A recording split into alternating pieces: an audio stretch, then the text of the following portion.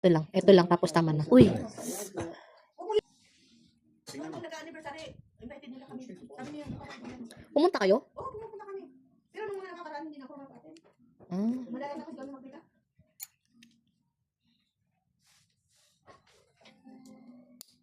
Wala akong pasyalan kasi tagal na kami hindi nagkita. opo. Tumira yan din sila dyan sa may ano. May pinto ba to? Oo nga daw. Yung ano, yung May tulay bago ang mag-labit siya. event. Mm. O doon sa paakyat na yun. Tumira sila dyan. Mm. Diyan, sa bahay malaki. Diyan sa Ay, o, dito rin sa may ano. tapat kinano. Yung tapat nila ano. Mina. Yung malaking bahay dyan na si ano ang nakatira sila. Yung abroad ang ano. Kuyahan ko yan, no? Yung may mga aso. Yung, Oo nga, oo. Ay, dada. sayang lang. Pero nagpagawa sila ng bahay doon sa ano. Sa Limasawa. Next story. Niso sa... Uy, hilahin. Huwag mo lang putok-putin. Wala, tapos na po. Kinuha ko lang yung ano. Hindi, ito na nakuha ko na. Yung ano, putik. Tingnan mo, may puti. Bayaan mo na yung putik. Napalinis ka pa. Masakit eh. Oh. Sakit din? Ano ka matakot? Ako, hindi ako na... Ayaw, Yung ginagawa Apit ko, lang ako. napalinis siya sa akin. Ay, apit lang ako na... Apit lang ako ikaw, bebe, hindi masakit, bebe. Hindi. Drawing ka na, oh. Apit lang ako. Afraid ka? Opo. Dapat dalawa tayo apit. Afraid. Very good.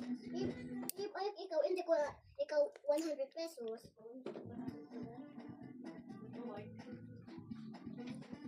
Puro, ano ang kuko mo? Putik. Okay naman na. Tama na yun. May kuko. Ganyan lang. Oh, ayun yan talaga. Ano, Basta nabawasan lang. ang ano niya lang talaga, maalis yung mga kalyo-kalyo. Oo. Makalyo din yan. Hindi, sa karat tingala na yung kuko. Oo. Pangit ano. Una ako. Ilan taon na ba yung baby mo? 1 year and 8 months na siya. Malaki na pa naman dalawang taon. Opo. Hindi na masarap tanggalin dyan eh, yung gilid na yan. Mm. Sakit nga eh. Hindi yan Kunti-kunti lang. Ayan na. Ano lang na. Tapos yan, wala na. Ano pag hindi tinanggal yan? Ito lang. Ito lang. Tapos, Ano ka na, no? ito lang po. Yan, okay na, okay na. Okay. Bayot. Sakit. Ayan na. Iyan kasi ang Makati. Hindi, wala namang kate. Ako, hindi ako afraid. Hindi ako ayaw. Ikaw ayaw. Pero ibig sabihin ka nagsisimba. Opo. Every Sunday talaga kami. Yan, kasama ko mga bata. Nag-aarkila lang kami. Nagbabayad ako. Yan, pag may tempo ko.